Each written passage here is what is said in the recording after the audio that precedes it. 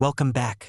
The film begins with Tom, also known as the in-and-out bandit, because he enters banks, robs them, and then departs so quickly that no one identifies him. He does not leave any traces. His reputation has spread throughout the country after committing 8 bank robberies over the previous 6 years, and the authorities have failed to identify or apprehend him. Tom eventually visits a storage facility and meets Annie, the booking clerk. Tom is definitely drawn to her, and she reciprocates, so they begin a relationship. A year later, Tom shows interest in renting a house. He sneaks in through a window and opens the door for Annie to show her the place. He tells her they've been together for a year, and it's time to get married.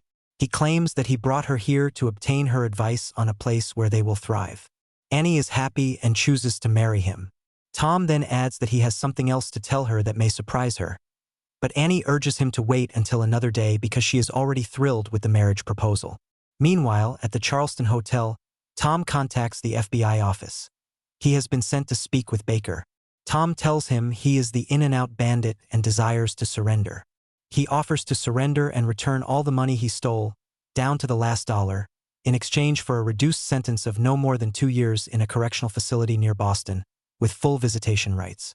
When Baker asks why he is willing to confess under such conditions, Tom explains that he met a woman he loves and wants to spend the rest of his life with her without lying to her.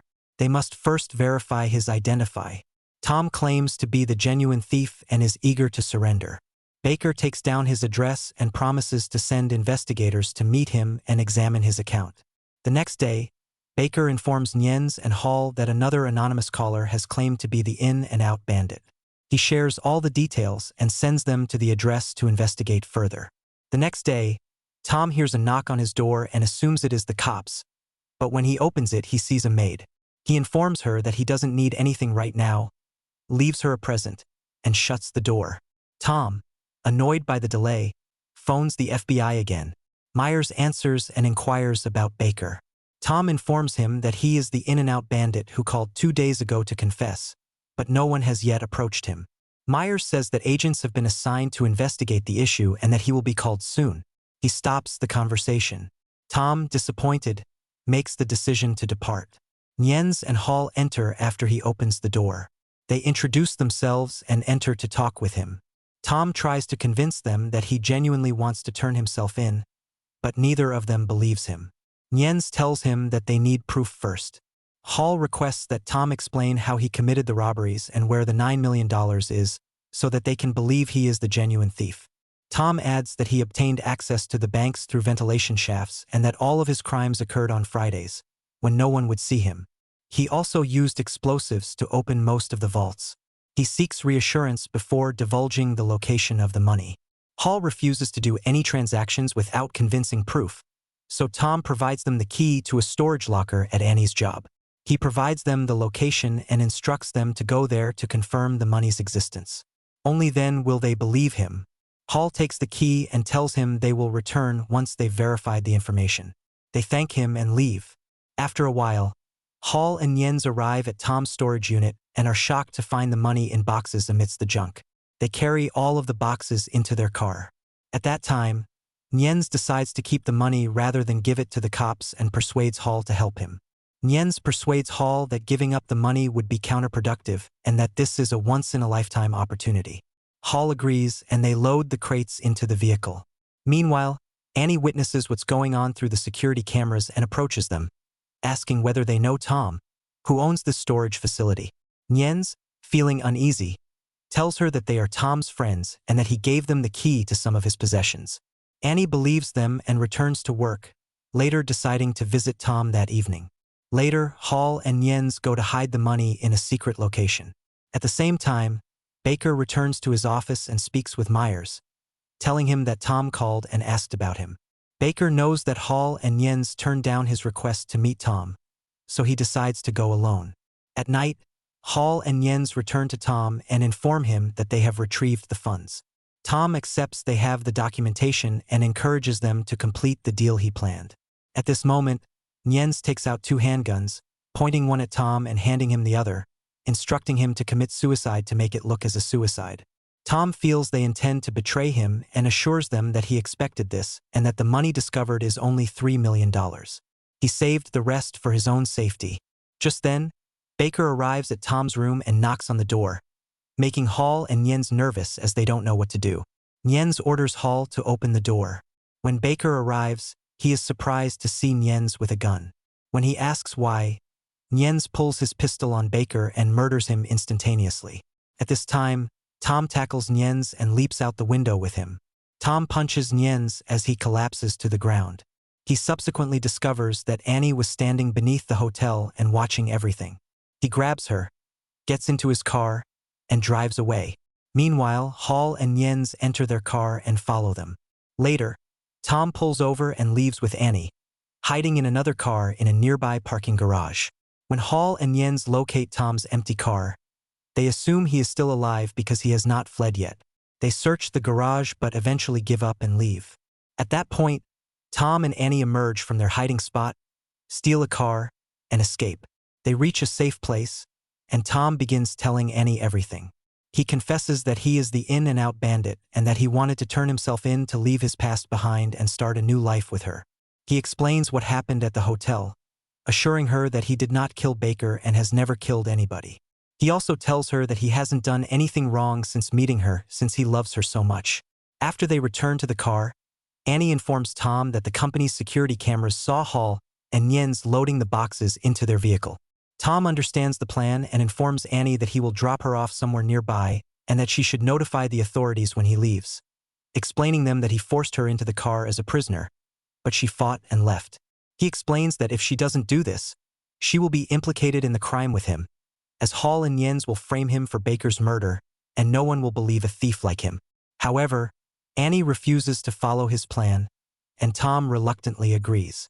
He assures her that he would bring her to a bus station because she needs to leave the city while he seeks a way to prove his innocence. Meanwhile, Myers visits the area where Baker was slain, deeply saddened by his death. He promises to bring the perpetrator to justice. He confronts Hall and Jens about what happened, but they insist Baker was dead when they returned to the hotel, and Tom assaulted them as soon as they entered the room before leaving with Annie. Later, Tom and Annie arrive at the bus terminal, and he asks Annie to contact him when she arrives to let him know she is safe. Before boarding the bus, Annie tells Tom that she was willing to wait for him if they had accepted the deal he proposed. She is scared because she believes this will be the last time she sees him. She offers him the chance to go with her, but he refuses, stating he has to clear his name before he can live safely with her. He promises to meet her again, and they exchange goodbyes. The next day, Tom receives a phone call from Annie, notifying him that she has decided not to leave and intends to aid him. She admits that she returned to the workplace to obtain camera footage of Hall and Jens loading the boxes into their car as proof against them. Tom is concerned about her safety and tells her to depart as quickly as possible before someone discovers her. He hangs up the phone and rushes to steal a car to get to her. After retrieving the footage, Hall and Jens arrive at the company. Jens goes inside and catches up to Annie before she can leave, locking the door behind them. He asks her about Tom, but Annie tries to evade his questions, claiming she knows nothing about him. He then asks whether she knows where Tom's remaining $6 million island. Before she can react, he realizes that the memory card containing the camera video has disappeared. Annie tries to run, but the door is locked. Jens strikes her with a punch. Annie grabs a pair of scissors and stabs him in the leg, but as she tries to run again, Jens slams her head on the desk, knocking her out. Hall steps in at this time, surprised at Annie's position on the ground. He checks her pulse and notifies Jens that she has died. Jens begs him to check her clothes because he suspects she took the memory card containing the tape. But Hall insists that she doesn't have it and tells him they need to leave quickly. They both leave the scene. As time passes, Tom arrives at the company and finds Annie unconscious on the floor. He quickly takes her to the car and rushes her to the hospital, but he sees police officers there. He leaves Annie at the hospital and flees. On the same day, the police get a radio signal indicating Tom's whereabouts. At this time, Hall and Jens decide to follow him. When they arrive, Tom crashes his car into theirs, and they exchange gunfire until Tom flees. On his approach, he encounters Myers and attempts to flee, but Myers pulls out his handgun and chases. He He chases Tom inside a building where he is hiding, and when Tom discovers him, they get into a fight. Tom manages to knock Myers' pistol from his grasp, snatches it, and threatens him, urging him not to move. Tom talks to him, explaining that he didn't kill Baker and recounts what really happened. He tells Myers that it was Nyen's who killed Baker and stole the money, framing him for the crime. He also explains how they assaulted Annie at work because she had recordings that may reveal them. Myers begs Tom to surrender and vows to help him reveal the truth, but Tom refuses, throws the pistol aside, and flees. That night, Nyen's and Hall pay a visit to Annie in the hospital.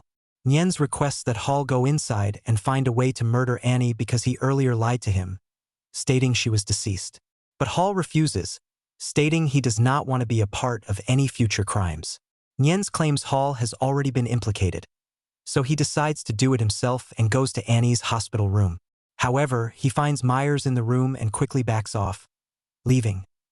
The next day, Hall senses something strange in his home. Feeling anxious, he grabs his gun and heads to his garage. Suddenly, Tom attacks him with a baseball bat, threatening to kill his family if he doesn't cooperate. Hall agrees, informing him that he has the memory card with the surveillance film, which he concealed from Nyen's on the day they visited the company. He also tells Tom where Nyen's stored the money and that Annie must be removed from the hospital since Nyen's intends to kill her. Tom rushes to the hospital and takes Annie to safety. They return to the hotel where they previously slept. 2 days later, Tom and Annie park in front of Nyen's home. Tom calls Nyen's and demands that he admit to killing Baker and take the money. When Nyen's refuses, Tom encourages him to leave the house immediately if he values his life, since he has planted bombs inside. Tom begins counting from 1 to 10, and when he reaches the last number, he presses a button on the remote, causing a massive explosion that destroys the entire house. Nyen's, on the other hand, had already left the home before the explosion and fled in his vehicle. Nyen's receives another call from Tom, who gives him one more chance to confess. When Nyen's refuses again and hangs up, he returns to the location where he concealed the $3 million. He contacts Hall to explain what occurred and invites him to the house where the money is hidden. Hall agrees. At the same time, Tom delivers Annie the key to the storage unit with the remaining monies, directing her to go to Myers and tell him where the money is to demonstrate his good intentions. After a while, Hall arrives at the place where Nyen's is hiding. He knocks on the door, and when Nyen's opens it, he is shocked to see Tom entering with Hall holding a gun. Tom orders Nyen's to put down his handgun. Tom informs Nyen's that he has the memory card with the surveillance footage that Hall gave him. Nyen's discovers that Hall lied to him and, furious, accuses him of being complicit in all of the crimes. But Hall responds fiercely, arguing that listening to Nyen's in the first place was his biggest mistake and blaming him for all that has transpired since. Nyen's attacks Hall and they battle. Nyen's acquires the pistol and shoots Hall, killing him. He then attempts to turn the gun on Tom, but Tom hides and they exchange fire. Nyen's grabs the bags of money, escapes the house, and jumps into his car to flee. At that moment, Tom calls Nyen's, telling him he is tracking his movements because he planted a bomb under his car seat. The device is GPS-enabled and pressure-sensitive.